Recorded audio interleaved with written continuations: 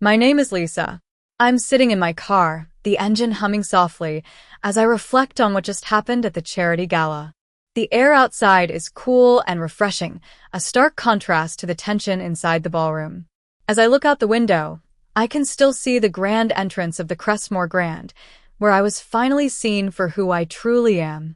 It all started with my sister, Emily. We grew up in a well-to-do family in New York City. Our parents, Mr. and Mrs. Thompson, were all about status and appearances.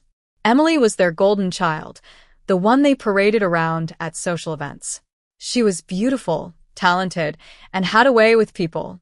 She could charm anyone with a single smile. Meanwhile, I was the quiet one, always in the background, the one who never quite fit in. I remember when I was in school, I would work hard on my projects, but whenever I achieved something, my parents would brush it off. If I got an A on a difficult exam, my mom would say, "That's nice, dear, but Emily just won a dance competition." It seemed like no matter what I did, it was never enough. As we got older, Emily continued to shine in the spotlight. She became a successful model and was constantly in the social pages.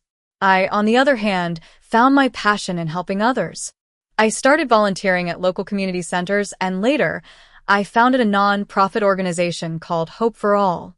We focused on providing educational opportunities for underprivileged children in rural areas. Over the years, I built my organization from the ground up. We started with a small office in a basement and gradually expanded to field teams in several states.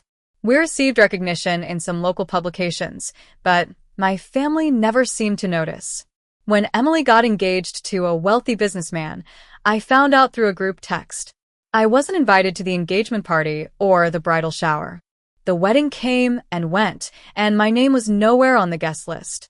The official reason was that they thought I'd be uncomfortable, but deep down, I knew it was because I didn't fit their idea of what their family should look like. 3 years ago, I was invited to a small benefit event in Boston.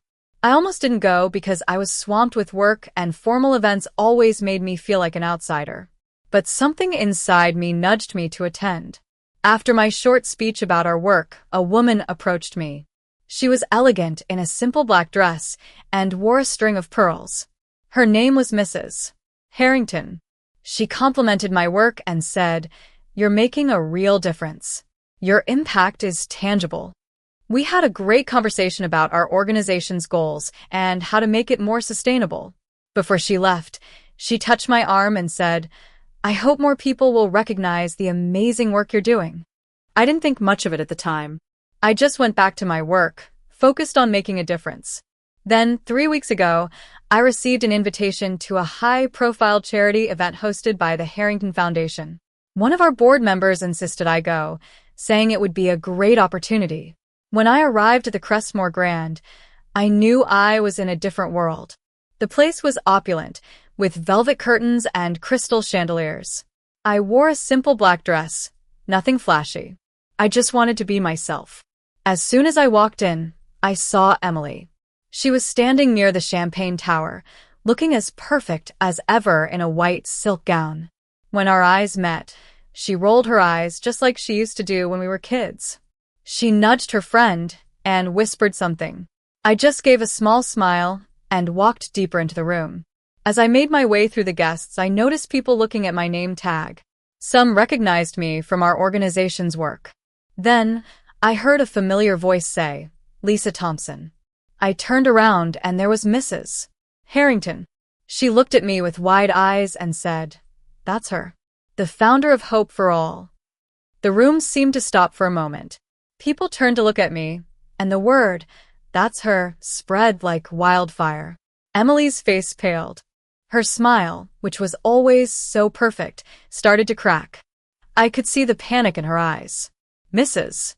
Harrington introduced me to some important people, and they were genuinely interested in our work. They asked about our projects and how they could help. For the first time in my life, I felt truly seen, not as Emily's sister, but as myself. Just before I was about to leave, Emily approached me. Her voice was full of anger. "You planned this, didn't you? You waited for the perfect moment to steal the spotlight," she hissed.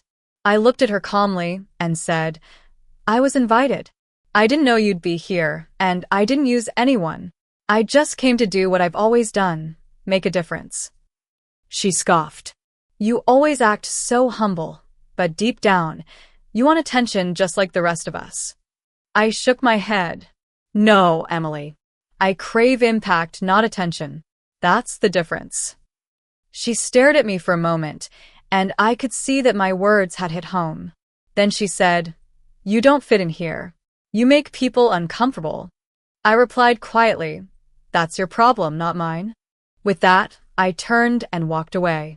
As I stepped outside and got into my car, I felt a sense of peace. I realized that what happened tonight wasn't about getting back at Emily. It was about finally being recognized for the work I've done, for who I am. For most of my life, I felt like an outsider, like I was constantly asking for permission to exist. But tonight, when Mrs. Harrington said, That's her, I knew that I didn't need anyone's validation. I've built something real, something that matters, and that's all that counts. As the car drives away from the Crestmore Grand, I look back one last time.